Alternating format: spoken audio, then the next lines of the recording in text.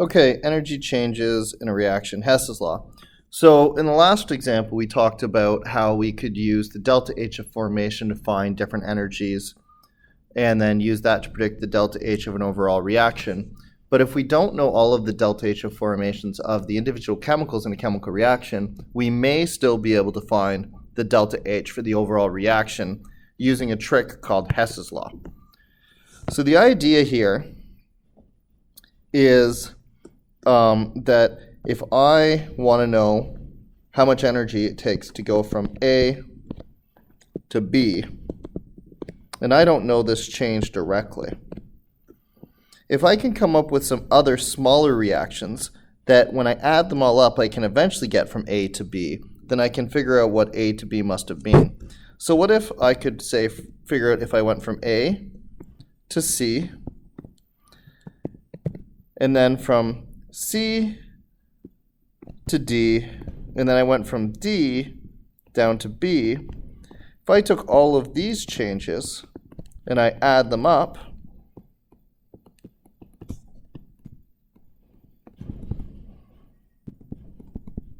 it should be the same as the net change from A to B. So maybe I know these different reactions and I don't know this specific reaction. If I can make these reactions total to this reaction, then by taking the energy of the individual steps, I can come up with the energy of the overall step and come up with this. Hess's law, stated maybe a little more properly, is the total energy change in a reaction is equal to the sum of the energy changes of subreactions as long as those subreactions make up the overall reaction. Let's look at a specific example. So here's the reaction that I don't have all the information from. I have methanol reacting to form formaldehyde and hydrogen gas. And let's just say for some reason I don't have one of the heats of formations of these individual reactions.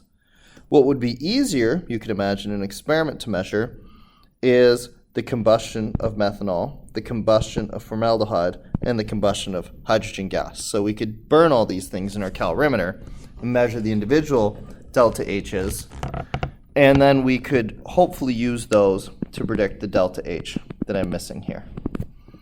The trick with this is going to be somehow I have to use these reactions to get that overall reaction. So first things first, I'm going to start with this guy number 1. And since I want this reaction here, I'm going to take him and I'm going to divide him by 2. So 1 divided by 2. So I'm going to get CH3OH. See, and that's reproduce the CH3OH that I have on the right-hand side here, plus 3/2 oxygen, going to CO2 plus 2 H2O. That divided by 2 and that divided by 2. Now my delta H, which was 1353, I'm going to divide by 2. And I'm going to get 676.5 negative kilojoules per mole. Okay, so I've made my CH3OH on the left-hand side. Now we're going to make something on my right-hand side. So this time I'm going to go ahead and make my H2CO. I'm going to take this reaction and I'm going to reverse it.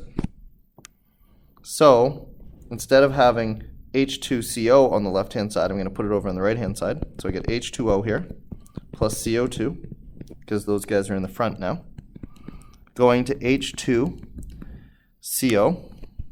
plus H2O. No, not plus H2O, sorry, plus O2. My delta H, which would have been negative 520, since I flipped them over, is now going to be 520, positive, kilojoules per mole. And now I can go and start canceling some stuff out. So you see I have one CO2 here, and I have one CO2 here. And so since they appear on both sides, kind of like A plus 5 is equal to 2x minus 3 plus 5. Since the plus 5 is on both sides, I can get rid of it. CO2 is on both sides, so I can get rid of it. It's being produced and consumed. We kind of know it never really existed in the first place, but that's okay. Similarly, I've got 1 O2 over here and 3/2 O2, so I'm not going to cancel those out yet because I can't fix those. I got one H2O over here and two H2Os over there, and I can't fix those yet. So I'm just going to stop for a second here and do the last step, and then hopefully everything will cancel out. So H2O plus O2 is going to 2H2O. I haven't made this H2 yet, so I'm going to take this reaction, I'm going to flip it, and I'm going to divide it by 2. So flip it, and it divided by 2. So this one was 2 flipped, and this one will be 3 flipped and divided by 2. So when I do that, I'm going to get H2O over here, and I'm going to get H2 plus half O2.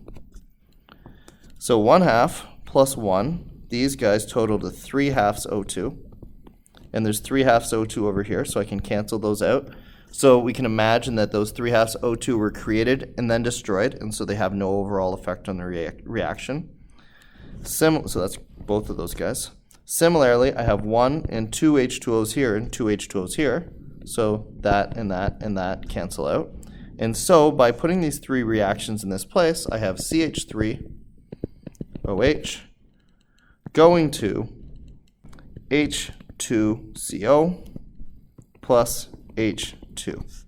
So I've reconstructed my overall reaction. Now I should be careful here for this delta H. I flipped it, so it was negative 44. It's going to be positive. And I've divided it by 2. So 484 divided by 2 is 242 kilojoules per mole. So now, if I want the delta H for this reaction, since what I did was I add all three of these reactions together, I can add all their energies and figure out what it is. 676.5